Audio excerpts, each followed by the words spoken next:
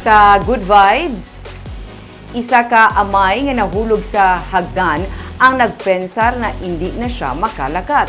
Pero sa bulig sang isa ka eskwelahan sa Bacolod, nahatagan siya sang libre nga rehabilitation kag karon amat-amat na nga makatikang. Ang iya nga istorya sa report ni Romeo Subaldo.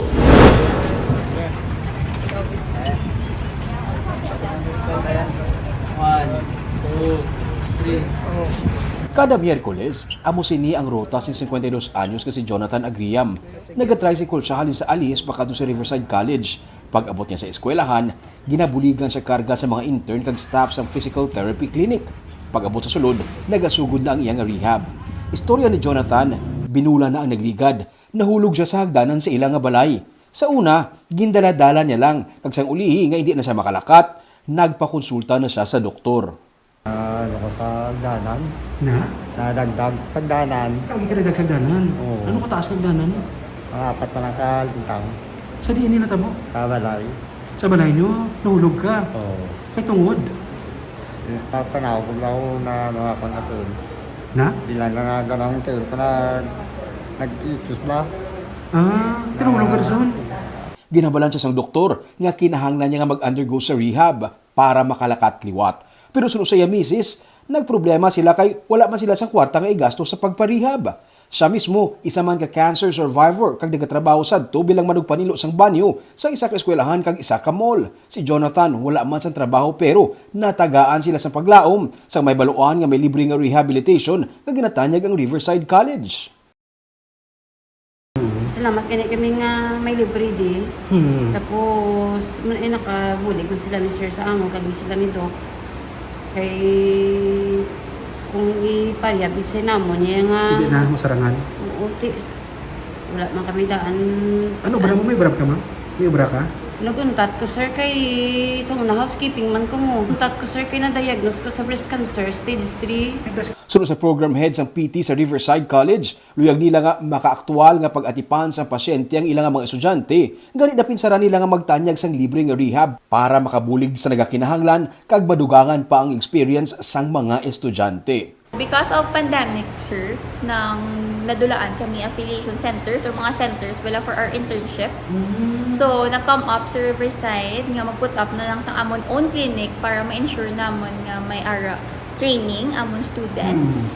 Then, makagraduate sila with skills man. Also, nakita din siya namon nga opportunity nga maka-reach out kami sa mga people in need, mga people nga hindi kabayad or hindi sila makasustain sa treatment fee, which is very mahal manggit sir kung diri sa Philippines, mga 800 bidaan per treatment. 7 ka bulan ang nagligad, hindi pa makalakat si Jonathan. Subong, makahakwat na siya sa dumbbells.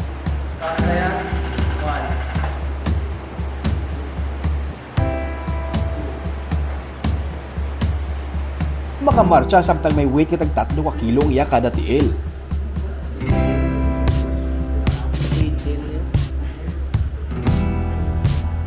Makabalanse na.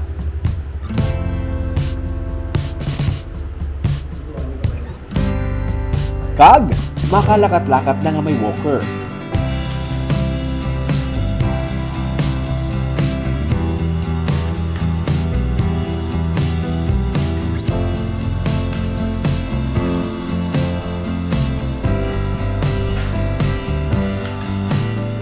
Sunod sa intern nga si Isabel Carmona, saksi siya sa development ni Tatay Jonathan, kag siya mismo nalipay nga maging parte man sang iya nga pag-ayo.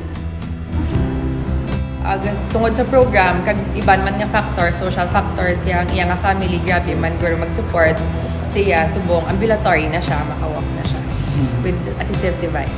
Kag para sa mga estudyante, pareho kay Lorenzo Miguel Chua, lain ang experience sa aktual nga pagtatap sa pasyente sang sa online. Mas mabatsaga nila kag matutukan ang sitwasyon sang ila pasyente. Because coming from a COVID lang setting sa una, wala kami nakatilaw. So online mostly ang amon internship, sang third year kami. So this is our fourth year. Nakasugod kami August pa lang, pre-internship. And this is our first rotation sa amon nga month. So ang amon nga rotation, do kilan lang gid lang may mga knowledge bla nga hands-on gid sila sa Actual, patient. actual Dan gid. sa online Online. nga observe lang gid kami. Bisan sino pwede maka-avail sang libre nga rehab, bata man o kung tigulang. May certain lang nga mga cases nga gina-cater ang Riverside College. So, if usually ang gina-accept namon nga patients is neurological conditions, mga stroke, mga pedia cases, okay?